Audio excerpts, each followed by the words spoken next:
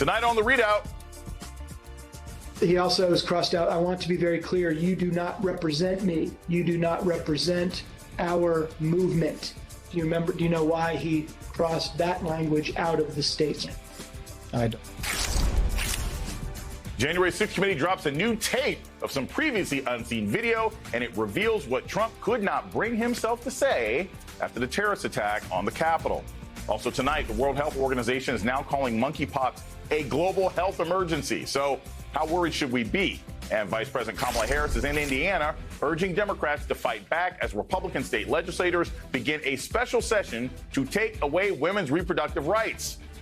Good evening, everyone. I'm Jason Johnson, in tonight for Joy Reid. Well, we won't be seeing the January 6th Select Committee again until the fall season in September. We did get a taste of what they have in store, and it's another shocking revelation about how the former president was dogmatically opposed to criticizing his terrorist supporters who just so happened to be ransacking the Capitol, beating police, and threatening to assassinate his former vice president. In the previously unseen video released today by committee member Elaine Luria, we see testimony from some of Trump's closest aides and confidants about the day after the attack. It's here where we see that President Trump refused recommendations that he repudiate in the strongest terms those who laid siege to the Capitol. I thought we should give the statement on the 7th and obviously move forward on transition. I sat with her, I spoke to Miller about trying to put together some draft remarks for Jan 7 that we were going to present to the president. In my view, he needed to express very clearly that the people who committed violent acts, went into the Capitol, did what they did, should be prosecuted and should be arrested. It looks like here that he crossed out that he was directing the Department of Justice to ensure all lawbreakers are prosecuted to the full extent of the law. We must send a clear message, not with mercy, but with justice. Legal consequences must be swift and firm. Do you know why he wanted that crossed out? I don't know. The former president, who relished the events of January 6th, remember he was thrilled by this attack, was seemingly so opposed to criticism of the day and the day's activities that his son-in-law had to enlist the help of Trump's body man, John McAtee, to persuade the former president to actually address the nation. He knew, since I'm always with him, that, hey, if he asks your opinion, try to nudge this along. This will help everything cool down. So that's what I did. Nudge it along in what way? What does that mean? To make sure he delivers this speech or whatever it was. Was the implication that the president was in some ways reluctant to give that speech? Yeah. Okay, what do you base that on? The fact that somebody has to tell me to nudge it along. Somebody had to tell him to stop terrorists. Over the weekend, Vice Chair Liz Cheney appeared on Fox News, an audience that hasn't seen much of the committee's evidence. This was a fundamental assault and an attack on our democracy. We had a president who sent a mob that he knew was armed to the Capitol to attack and invade while we were counting electoral votes, delayed the count of those votes. And while the attack was underway, it is unquestionable that he did not tell them to go home for hours. And investigating that attack and what led to it and what we need to do legislatively to make sure it never happens again is our fundamental responsibility. I'm sure the audience was shocked. While the committee is set to reveal new avenues of their investigation, they have yet to secure some key interviews. Also appearing on CNN, Representative Cheney said the committee was weighing a subpoena for Ginny Thomas, wife of Supreme Court Justice Clarence Thomas. Ms. Thomas has been a vocal proponent of overturning the election and had communicated with Trump's former chief of staff, Mark Meadows, and John Eastman, author of the now infamous and unconstitutional memo that was used as a predicate to overturn the election. Ms. Thomas had originally told the Daily Caller that she was eager to speak with the committee to, clear up misconceptions, but now her lawyer is sending a different message, demanding, quote, better justification for her voluntary appearance. The committee is still negotiating with her lawyer. Meanwhile, the committee is striking out with President Trump's former Secret Service detail. Earlier this month, Trump's top Secret Service agents and political allies tried to undermine former White House aide Cassidy Hutchinson after she relayed a story about how an unhinged former president lashing out at agents because they wouldn't let him join the insurrectionists on Capitol Hill. Those two guys, Tony Ornato and Bobby Engel, have hired personal lawyers and have yet to cooperate with the committee regarding follow-up interviews. This is a lot. Joining me now is Joyce Vance, professor at the University of Alabama School of Law and a former U.S. attorney, and Abdallah Fayyad, opinion writer for the Boston Globe. Thank you all so much. I am a hand-rubbing meme tonight. Joyce, I'm going to start with you. I think one of the most important things that we're hearing about right now is these two Secret Service agents who have lawyered up, okay? In the history of, I guess, investigations and Secret Service agents, how serious is that? How serious is it that Secret Service agents are afraid to testify to a committee that doesn't really have enforcement power, but they nevertheless still feel the need to get lawyers?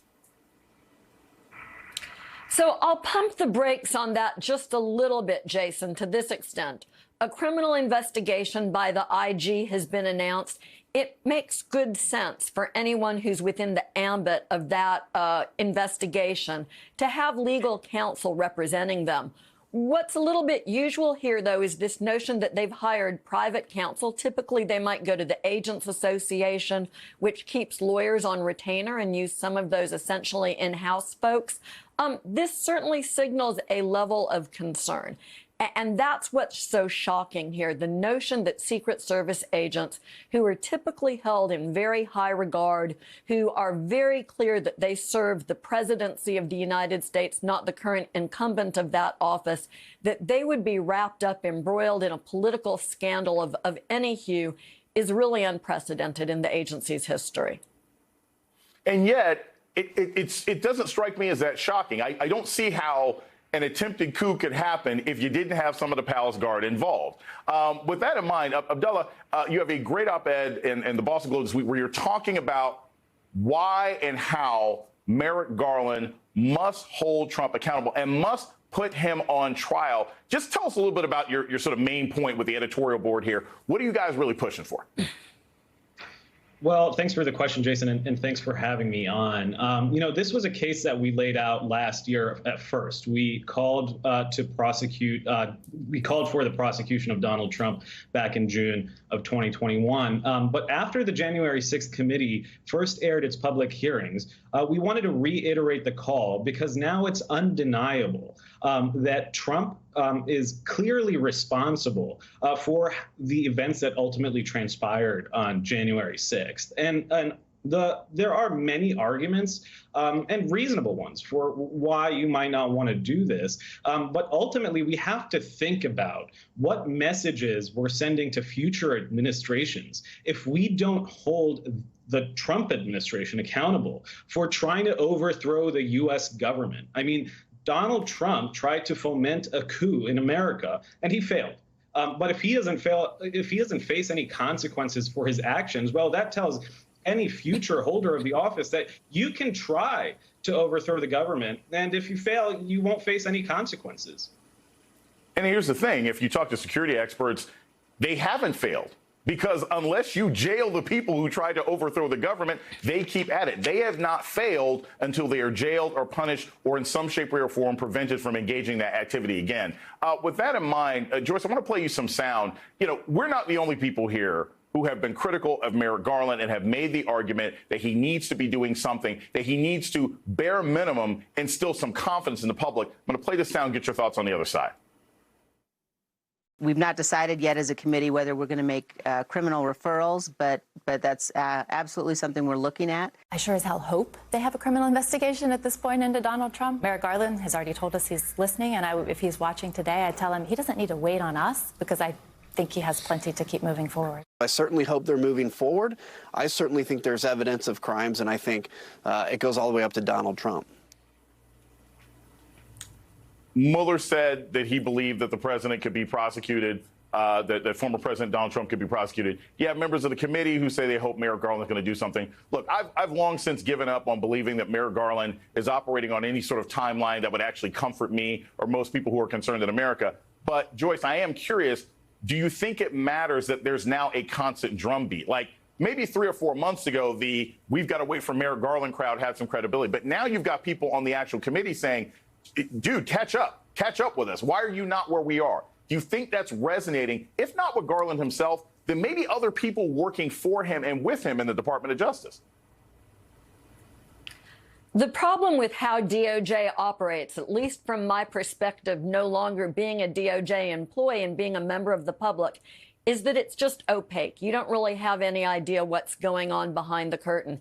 And I'll just share with you, Jason, that I can recall cases where we had the public wondering what was going on, why the U.S. Attorney's Office wasn't taking steps to indict someone when we were on one occasion just days away from handing down an indictment. That's the level of just complete opacity that DOJ is used to operating with. That's not very comforting for any of us. But what we're finally starting to see, and we don't know the reasons, you know, because you and I have discussed, I had deep concerns during the first year that Merrick Garland was in office that we weren't seeing the signs I would have expected to see if there was some sort of investigation going on into those most responsible for January 6th.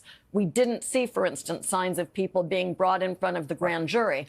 Well, today we learned that just last Friday, Mark Short, Mike Pence's chief of staff, testified under a subpoena in the grand jury that DOJ is running in the District of Columbia. That's a positive sign and a good step forward. And we hope, again, that this eventually leads to orange jumpsuits. Speaking of orange, we have some sound. I want to play this to you, Abdullah. It's the current president talking very harshly about the former president in a way that we don't often hear. I want to get your thoughts on that on the other side. On January 6th, we relied on law enforcement to save our democracy. We saw what happened. The Capitol Police, the D.C. Metropolitan Police, other law enforcement agencies were attacked and assaulted before our very eyes, speared, sprayed, stomped on, brutalized, and lives were lost. And for 3 hours, the defeated former president of the United States watched it all happen as he sat in the comfort of the private dining room next to the Oval Office. The police were heroes that day. Donald Trump lacked the courage to act. The brave women and men in blue all across this nation should never forget that. You can't be pro-insurrection and pro-cop. You can't be pro-insurrection and pro-democracy. You can't be pro-insurrection and pro-American. Abdullah, pretty strong words from our president who's still sort of recovering. Do you think this matters? And who do you think this message is to? Because if you're a conservative police officer, they've already, you know, they've discounted the people who are defending our nation. They called them stormtroopers. If you're an insurrectionist, you're still hiding or hoping Merrick Garland doesn't get you. Who do you think this message was to by President Biden? Yeah, I mean, that's a great question, and it's a great step by Joe Biden to actually start addressing Trump's actions directly over what he did on January 6th. I think, you know, he might be signaling, you know, his frustration maybe with the slow moving pace of the Justice Department, but it's important for him to stay away from intervening in that investigation no matter what. But I think ultimately the audience is the American public. People ought to know, you know, just how reluctant Trump was to send help to Congress. And I mean, earlier at the top of this show, you were showing how Trump was, you know, reluctant to even call out the insurrectionists the day after it happened. And you know, I think that shows that he actually supported their actions. I mean, just watching those outtakes of the speech that he gave, you know, I think it not only shows that he didn't have any remorse, but it shows that he actually wanted the insurrection to succeed. I mean, he couldn't bring himself to say that the election was over the day after. And you have to think about that. You know, 5 people died. The Capitol was ransacked, you know, and lawmakers had their lives put at risk, including his own vice presidents, and he still didn't want to admit defeat. You know, so ultimately, people need to know that all of this points to a president that was really hoping for a coup to be successful in America. I can go on and on about this because to me, in a way, it's like it's very obvious that we always knew he wanted to do it. But I think there are still some corners of America that need to understand how dangerous it is that the president wanted this, the former president wanted this to continue. Thank you so much, Joyce Vance and Abdullah Fayyad. Up next on the ReidOut, officials sound the alarm about monkeypox. But is it already too late to contain it? The ReidOut continues right after this.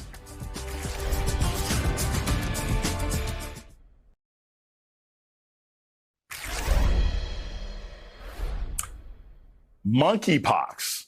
That's right. Monkeypox is on the rise in the United States with nearly 3,000 confirmed cases, including 2 children. The World Health Organization has declared monkeypox an international public health emergency.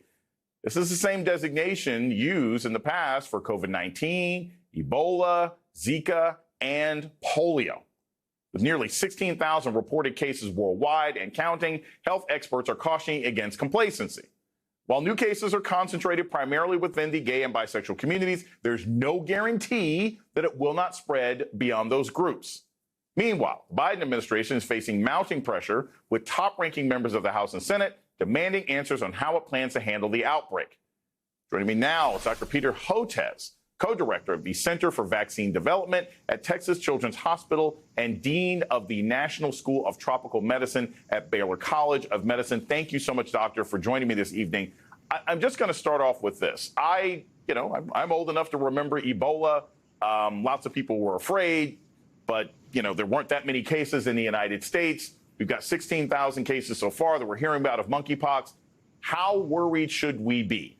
Should we be concerned about public bathrooms? Should we be wearing gloves again at the gas station? What is the level of alarm that people should have right now about monkeypox? Well, Jason, it's somewhere in between. So my concern is the trajectory of the numbers. So as you point out, we're about 3,000 cases in the United States. It's almost certainly, as it always is, an underreporting. So there may be several times more than that. Also in Europe, especially Portugal and Spain and the UK, the numbers are going up. So it's the trajectory of cases. That's my first concern. And the second concern is that while it's right now mostly restricted to high-risk behaviors, certain populations, eventually it's, as we know from other infectious diseases, it's going to generalize. And once it gets into the animal population in the U.S., it could potentially become a permanent fixture. So I think right now what we're seeing is all hands on deck to contain this and prevent it from continuing to spread across Europe, across the United States, through a coordinated program of vaccinations and antiviral treatments and diagnostics. And it's really going to be a race whether we can scale this up fast enough to prevent this from getting out of hand. So one of the things that I've thought, and I was not originally having this thought, is that a lot of the hesitancy and the out-and-out resistance to mitigating measures for COVID were because of the fact that it wasn't the Spanish flu in 1919. People weren't bleeding out of their eyes and dying in the middle of dinner, right? But monkeypox leaves a visual effect, right? You can't hide. You can't still go to the grocery store and pretend that you don't have monkeypox. Do you think that because it is a disease that leaves a visual marker on your face, on your body, that could help raise the alarm and lead to people taking it more seriously than they were COVID, at least initially? Yeah, I think it's two things, Jason. It's not only the visual effect of the rash, but also the fact the excruciating pain. The New Yorker, for instance, yesterday ran a very disturbing but really eloquent description of what it's like to have those painful lesions in the perirectal area, in the mouth. It's an extremely excruciating disease, and in some cases, it's even required hospitalizations. The only silver lining is there haven't been deaths so far. So of the 15 to 20,000 cases globally, there's been no recorded deaths.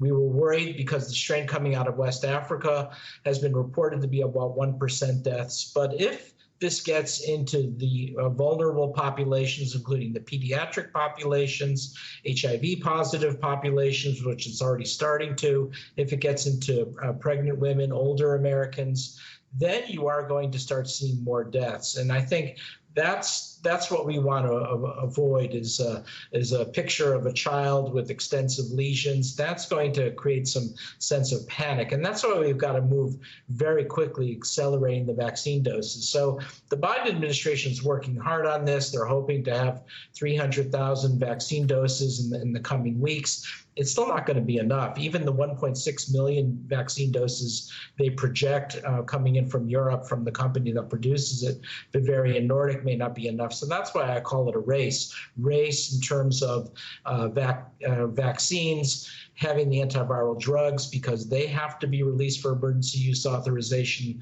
the tecovirimat and the diagnostic testing. So there's a lot of stress and a lot of pressure on a Biden administration that's already, as you can imagine, pretty stressed out from COVID-19. So being able to walk and chew gum at the same time and a very, very high level under an extraordinary stress, I have great empathy for the leadership of the Biden administration on this. It's going to be very tough.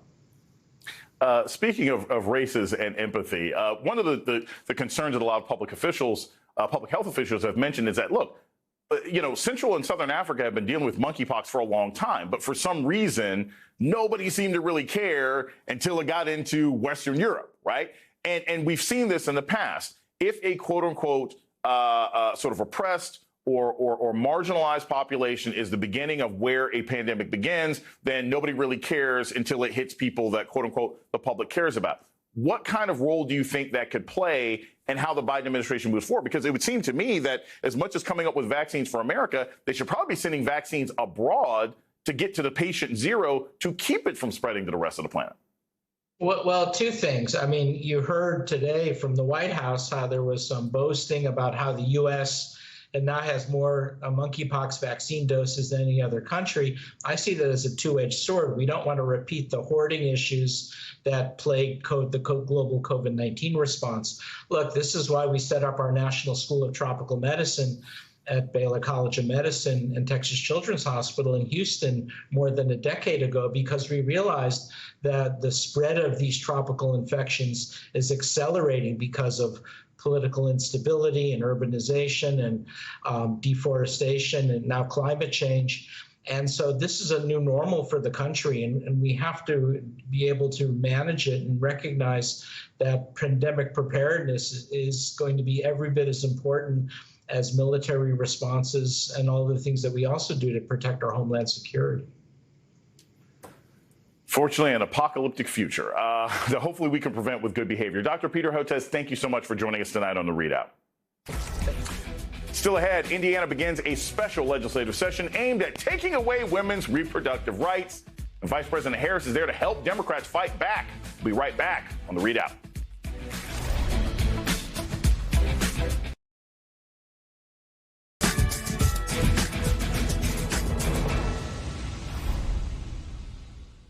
Indiana may soon add its name to the growing list of states that are banning abortion following the compromised Supreme Court's overturning of Roe versus Wade. Today, state lawmakers began gathering for a special session focused not on poverty or public health or COVID, but on the Republican-authored Senate Bill 1. That bill would prohibit abortion with few exceptions, while also stating that anyone who performs the procedure could be punished. If it succeeds, which is likely because Republicans control the legislature and the governor's office, the law will take effect on September 1st. Over the last couple of weeks, Indiana has come into the national spotlight in the conversation about reproductive rights after a 10-year-old rape victim traveled to that state from Ohio to get an abortion. Earlier today, the man who confessed to that rape of a 10-year-old was arraigned in court, pleading not guilty to those charges. Vice President Kamala Harris, who has been traveling all around the country, spoke on this at a roundtable today in Indianapolis. I am a former prosecutor. I specialized in crimes against women and children. I specialized in child sexual assault cases. The idea that in some states, after a child or a woman or a man, but in particular on this case of abortion, a woman or a child would have endured such an act of violence, and then to suggest that she would not have the autonomy and authority to make a decision about what happens to her body is outrageous.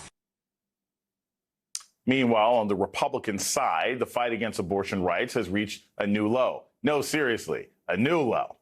Take a listen to the disgusting remarks made this weekend by Republican Congressman from Florida, Matt Gaetz.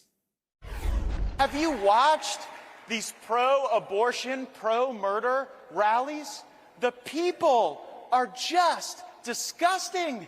Like, why is it that the women with the least likelihood of getting pregnant are the ones most worried about having abortions? Nobody wants to impregnate you if you look like a thumb. Oh, Mr. Gaetz, to these Republicans, it has nothing to do with violence or health care or the right to make decisions about someone's own body. Instead, to them, it's all about sex. You know, that's the case with Gaetz. And that has real life consequences for people who live in their districts. More on that after this break.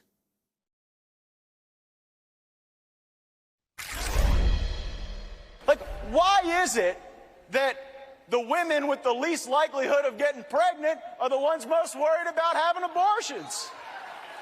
Nobody wants to impregnate you if you look like a thumb. We need to be the party of nationalism, and I'm a Christian and I say it proudly. We should be Christian nationalists.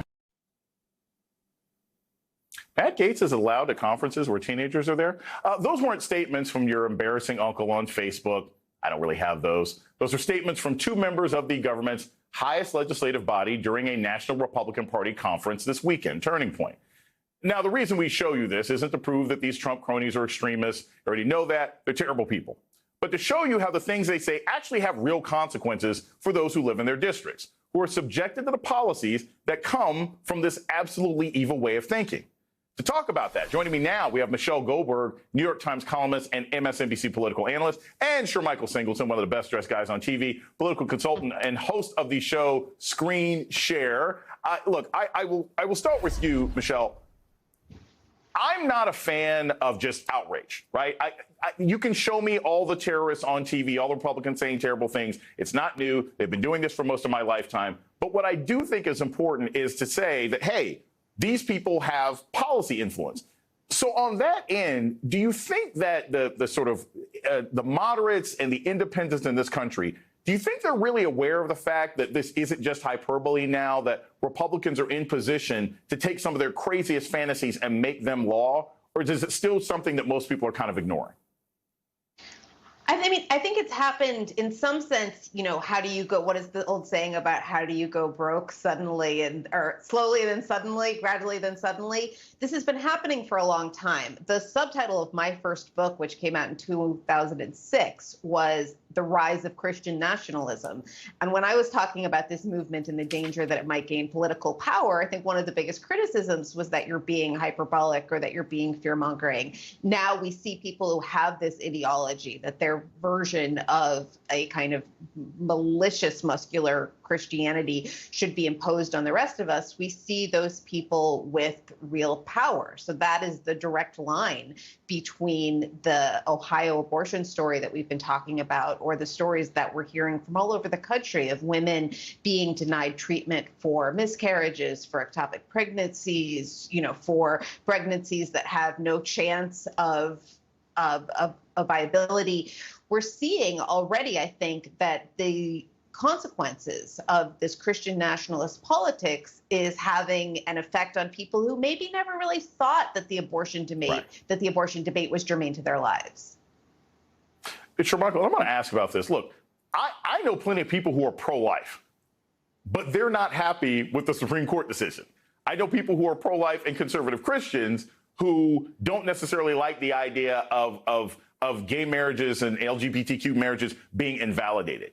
Do you think those people are a large enough demographic in America or a concerned enough demographic in America that they can be targeted? Or have they already sort of picked a side in these new sort of policy battles and it doesn't make any sense trying to micro-target them anymore?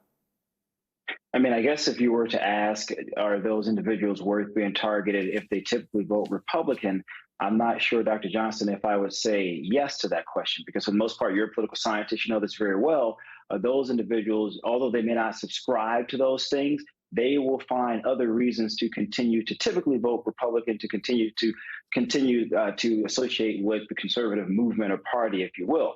Now, as it turns to independent swing voters, I do think that there is some potential here to target those individuals because those folks typically aren't holistically tethered to one side or the other. They may more so have a preference for some conservative things such as the economy, capitalism, maybe they're strong militarily, but socially they're like, I think some of these folks go too far. I'm open to a different argument. Certainly there are individuals that are independent or swing voters that lean to the left who Democrats would typically just have to figure out a way to turn those individuals out. So I would certainly say it is worth looking at where those voters are, what energizes them, what their interests are, and crafting a message to target them specifically around those issues. Say, yeah, we know you care about these other things, but do you really want to empower this with all of the negativity? I think those voters would be open to that message.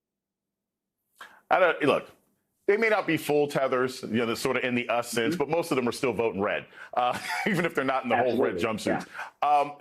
Michelle, with that in mind, I wanted to point out something about Marjorie Taylor Greene's commentary. It's very interesting to me, and this is also where I think, Vice President Harris sort of traveling around the country, going to 800 different places over the course of a year makes a difference. You do have people in these districts who do not agree with these policies. Marjorie Taylor Greene is like, hey, I'm a proud white nationalist. But if you look at the data about her district is 75% white, but it's 12% Hispanic, 9% African-American, 1% Asian, 3% who say they are of two races or more. I mean, there are people in these districts who do not like the fact that they're getting swept along in this white nationalist movement.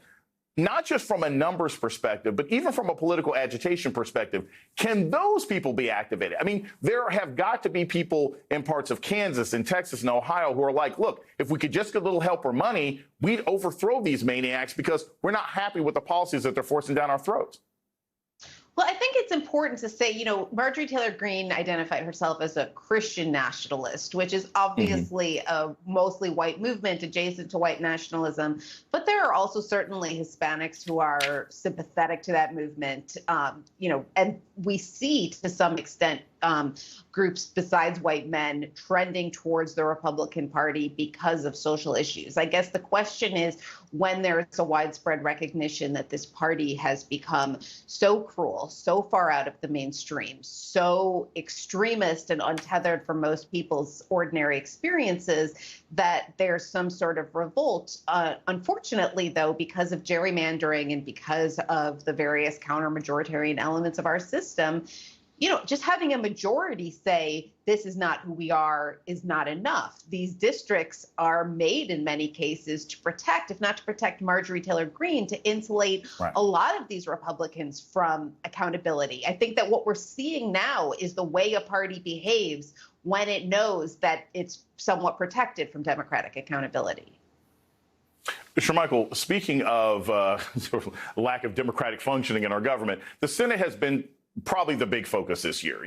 The Democrats are concerned about the Republican organization because they're no longer a party. They're concerned about it. One of the races that, quite frankly, 2 months ago was totally off the radar was J.D. Vance and Tim Ryan. Most people assume that J.D. Vance, despite all of his sort of issues, was going to just cruise to a victory. Now it looks like he's in trouble. You've got a situation where not only do you have Republicans in the state who are saying, hey, this guy's running the worst campaign we've seen in years, and we used to deal with John Kasich, but also he is being outraised by Tim Ryan by a significant amount of money. I guess the question is there a possibility that Republicans have overplayed their hand with some of these phony candidates, and they may lose seats that they shouldn't lose this fall, despite the fact that they have gerrymandered districts and engaged in amazing voter suppression? I mean, I guess anything is possible, Doc, to answer that question.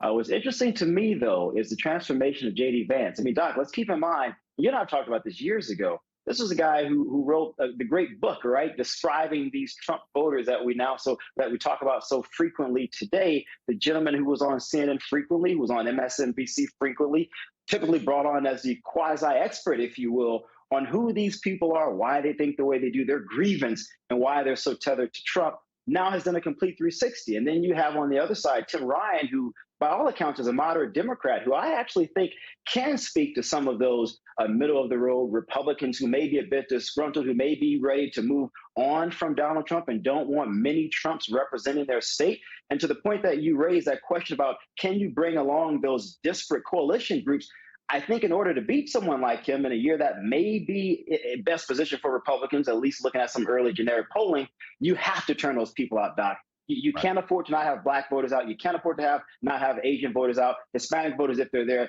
All of those numbers count, because if you can build that solid enough coalition, mathematically, and again, Doc, you're a political scientist, you know this, Democrats have the advantage. It's the question, though, is can you pull all of those disparate groups together? If you can win. You can still win. Michelle Goldberg and Michelle Michael Singleton, thank you so much for joining me. Thanks, Doc. Up next, I am just back from San Diego Comic-Con, where organizers pay special tribute to the late Congressman John Lewis and the stirring graphic novels he inspired. All of my fun, all of your FOMO is about to happen when we're back in a second.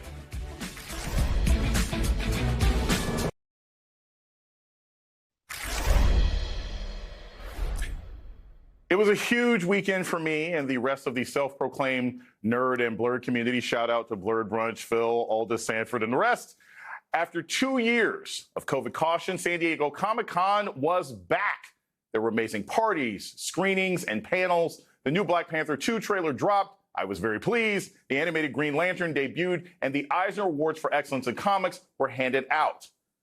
What many forget, though, is that even with the movies and the celebrities, the core of Comic-Con is still comics, and that includes graphic novels, longer narratives in one book, unlike sort of serialized comic books.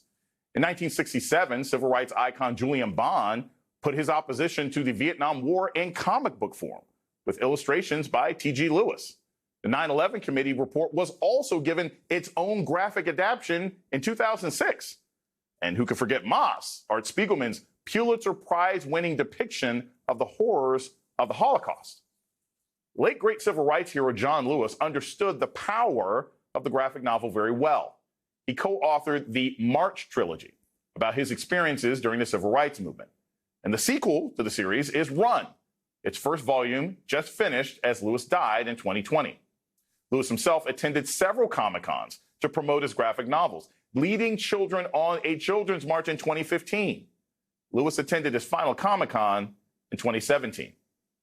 This weekend, I attended a panel featuring Lewis's grandson, John Miles Lewis, and a children's march with voter registration was held in Lewis's honor at the end. For more, I'm joined by Andrew Aden, a former advisor to the late Congressman John Lewis and co-author of Lewis' last graphic novel, Run, Book One, as well as the March trilogy. Arthur, thank you so much for joining me this evening. Thank you so much for having me, Jason. It's good to be with you. So I just wanted to point out, because I was at the panel, I thought it was fantastic, I thought it was moving. Just tell us a little bit about why John Lewis, who at one point actually cosplayed at himself at a convention, why did John Lewis want his story told as a graphic novel? There will be movies about him, there will be documentaries, there are specials, but why did he want this particular art form to express his story as well?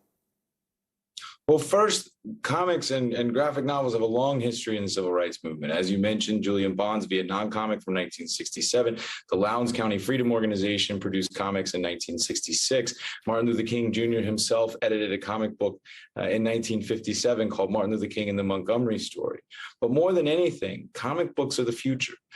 Sequential narrative is the language of this generation because they grew up on the internet. And if you want to reach them, you have to do it in their language. And the beauty of comics and graphic novels, too, is that there is no age limit. As a congressman would say, anyone from 8 to 80 or young people or people who are not so young, we can all read them. And we digest this information so much more efficiently and so much more quickly that it allows us to reach the broadest possible audience. So, Andrew, this is one of the things that I found really interesting also when I was sitting there and watching the panel and having gone through March and currently going through Run, is that you see that it is sharing history in ways that your regular textbooks don't reach. We're now at a time in our country, and in particular in Georgia, where you have Republicans and white nationalists pushing against this fake critical race theory. They're pushing, passing state laws against divisive concepts. John Lewis is a national hero. He is a Georgia hero.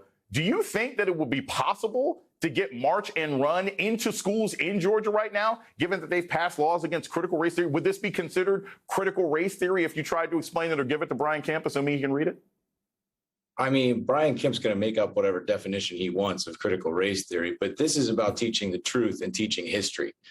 And March is one of the most widely taught graphic novels in America, and Run is finding its place. People forget that before we produced March, there was something called the nine-word problem. It was a term coined by the Southern Poverty Law Center. And it said essentially that the vast majority of students were graduating from high school only knowing 9 words about the civil rights movement: Rosa Parks, Martin Luther King, I Have a Dream, and that's it.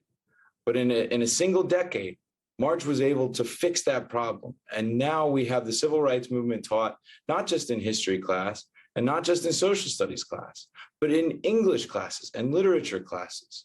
Because as March was, book 3 was the first graphic novel to win the National Book Award. And it won more literary awards from the American Library Association than any other book in its history. And now Run winning the Eisner Award on Friday night, it's continuing this tradition. And I think part of the reason that they have made up all of these problems, whether it's critical race theory or whatever they want to call it in education, is because these books are working. They're reaching students. I remember talking to Congressman Lewis after he saw the Black Lives Matter lettering painted in front of the White House. And he said, it looks just like the cover of March Book 3. And then as he watched these students protest and rise up in response to the murder of George Floyd and Breonna Taylor, he called them the March generation. For a decade now, we've been teaching the civil rights movement in schools through comic books, and it's been working. But I think that is the reason why you see so much being made now about how we teach race, how we teach history in our classrooms. And you know, I got to point out to the audience, in case you think that this is still sort of about funny books, the most banned book in America last year was Mayeba Kobe's Gender Queer. So clearly comic books are having an impact. That's why the right is after them. Andrew, I thank you so much for joining me this evening. Had fun time meeting you at Comic-Con. It's so good to see you. Come back again, please. Definitely. And that's tonight's ReidOut. All In with Chris Hayes starts right now.